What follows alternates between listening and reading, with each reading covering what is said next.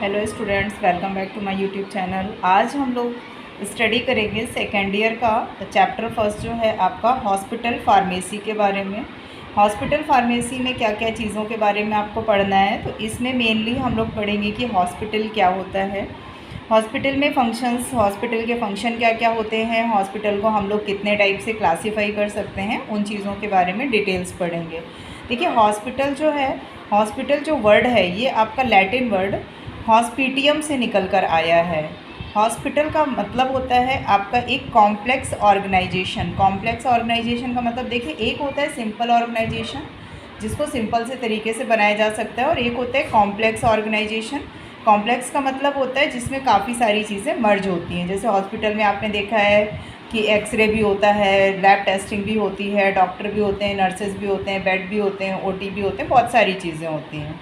ठीक है, तो यहाँ पे देखिए, हॉस्पिटल एक ऐसा कॉम्प्लेक्स ऑर्गेनाइजेशन होता है जिसमें well educated, well trained peoples का स्टाफ होता है। इसके अलावा स्पेशलाइज्ड टेस्टिंग लैबोरेटरी और साइंटिफिक इक्विपमेंट्स होते हैं जिसकी हेल्प से पेशेंट्स की जो हेल्थ होती है उसको इम्प्रूव किया जाता है। तो आप समझ गए कि हॉस्पिटल एक तरीके का एक कॉम्प्लेक्स ऑर्गेनाइजेशन होता है। अब हम लोग बात करते हैं फंक्शंस ऑफ हॉस्पिटल्स की। तो देखिए, फंक्शन ऑफ हॉस्पिटल की अगर हम लोग बात करते हैं तो हॉस्पिटल के फंक्शंस में आपका डायग्नोस्टिक सर्विस हो जाएगा। डायग्नोस्टिक सर्विस का मतलब होता है कि जैसे आपका एमआरआई होना, आपका एक्सरे होना, आपका सीटी स्कैन होना, या फिर आपका जैसे कुछ कोई भी डिज़ीज़ है उसको डिटेक्ट करना। जैसे आपका सीबीसी होता है, आपका डेंगू हो गया या मलेरिया हो गया, टाइफाइड हो गया, कोई भी डिज़ीज़ है उसको डिटेक्ट करना।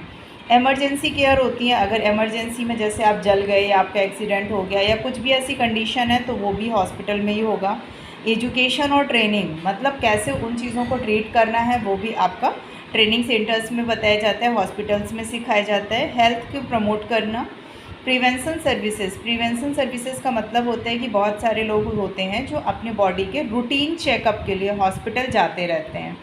कि आपने देखा होगा बहुत सारे लोग अपना रूटीन चेकअप, जैसे बीपी तो नहीं है या उनको कोई और डिजीज़ तो नहीं है या कुछ और प्रॉब्लम तो नहीं है, उन चीज़ों के लिए वो हॉस्पिटल जाते रहते हैं। ठीक है, नेक्स्ट होता है क्यूरेटिव केयर। क्यूरेटिव केयर में आपका कीमोथेरेपी हो जाएगा। कीमोथेरेपी का जो फॉर्म है वो कैंसर्स के फॉर्म पे, ये वाला फॉर्म आपका आ जाएगा वहाँ पे। ठीक है, नेक्स्ट फॉर्म आपका आता है classification of hospital. Classification of hospital के बारे में अगर हम लोग डिटेल में पढ़ेंगे तो क्लासिफिकेशन ये टोटल 7 टाइप से किया जाता है। Based on length of stay of patients के बारे में, based of clinical hospital, based on size based hospital, based on ownership के बेसिस पे, मेडिसिन मेडिकल बेस्ड हॉस्पिटल के बेसिस पे, नेक्स्ट आपका मैनेजमेंट के बेसिस पे और ऑब्जेक्टिव के बेसिस पे। तो आज हम लोग कुछ पार्ट्स के बारे में पढ़ेंगे। जैसे based on the length of stay के बारे में पढ़ेंगे। तो लेंथ ऑफ स्टे के बेसिस पे अगर हम लोग देखें तो 2 टाइप के हॉस्पिटल्स होते हैं। एक होता है आपका एक्यूट केयर हॉस्पिटल और दूसरा होता है आपका क्रोनिक केयर हॉस्पिटल। तो देखिए, अगर हम लोग बात करें एक्यूट केयर हॉस्पिटल की, तो इसमें पेशेंट्स की एक्यूट जो डिजीज़ होती है, जैसे आपका निमोनिया हो गया, आपका अल्सर हो गया, इन सब के ट्रीटमेंट्स होते हैं और बहुत शॉर्ट टर्म में किए जाते हैं। मतलब लगभग करके लेस देन आपका 30 डेज से कम दिन में इनका ट्रीटमेंट किया जाता है। नेक्स्ट होती हैं आपकी क्रोनिक केयर हॉस्पिटल। तो क्रोनिक केयर जो हॉस्पिटल होते हैं इसमें आपकी क्रोनिक डिजीज़ेस, तो ध्यान रखिएगा, जो एक्यूट डिजीज़ेज होती हैं जैसे आपका निमोनिया, अल्सर हो गया, और क्रोनिक डिजीज़ेज़ में आपका आ जाएगा जैसे टीबी, लेप्रोस्कोपी और कैंसर्स, ये सारे इनके ट्रीटमेंट किए जाते हैं। तो इनके जो ट्रीटमेंट होते हैं वो एक लॉन्ग ड्यूरेशन वाले ट्रीटमेंट्स होते हैं और ये लगभग करके मोर देन 30 डेज़ में जाते हैं। आपने देखा होगा कैंसर का ट्रीटमेंट चलता है, टीबी का चलता है, तो 6 मंथ तक में ट्रीटमेंट लगभग में चलता है। तो इस टाइप से करके आपका ये वाला पार्ट हो जाएगा।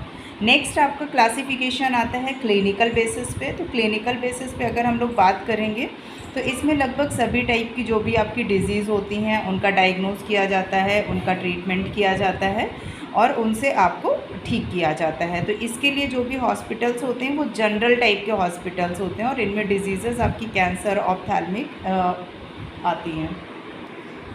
अब हम लोग पढ़ेंगे साइज़ बेस्ड हॉस्पिटल्स के बारे में। तो जो साइज़ बेस्ड हॉस्पिटल होते हैं इसका मतलब होता है इनमें नंबर ऑफ़ बेड जो होते हैं वो फिक्स्ड होते हैं कि किसमें कितने होने चाहिए। तो जो आपके साइज़ बेस्ड हॉस्पिटल होते हैं ये 4 टाइप के होते हैं, जिसमें से फर्स्ट है आपका टीचिंग हॉस्पिटल। टीचिंग हॉस्पिटल जो होता है इसमें 500 या मोर देन 500 जो होते हैं बेड होते हैं वो डिपेंड करता है नंबर ऑफ़ स्टूडेंट्स पे कि स्टूडेंट्स कितने हैं। डिस्ट्रिक्ट हॉस्पिटल जो होता है इसमें लगभग 200 से लेके 300 बेड्स तक हो सकते हैं। नेक्स्ट होता है आपका तालुका या फिर ब्लॉक हॉस्पिटल। जो ब्लॉक हॉस्पिटल होता है इसमें लगभग 50 या फिर मोर देन 50 बेड्स हो सकते हैं और डिपेंड करता है वहाँ की पॉपुलेशन के ऊपर कि कितने होने चाहिए।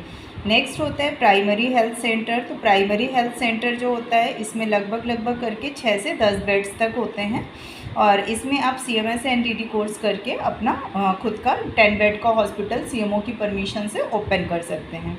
तो इस टाइप से आज हम लोगों ने पढ़ा हॉस्पिटल के बारे में, फंक्शन ऑफ हॉस्पिटल के बारे में और हॉस्पिटल के क्लासिफिकेशन के बारे में। अब नेक्स्ट वीडियो में क्लासिफिकेशन के जो 4 पार्ट्स बचे हैं उनको अब हम लोग स्टडी करेंगे नेक्स्ट वीडियो में। वीडियो पसंद आया हो तो शेयर करें अपने दोस्तों के साथ में, लाइक करें और चैनल को सब्सक्राइब करना बिल्कुल ना भूलें। Thanks for watching.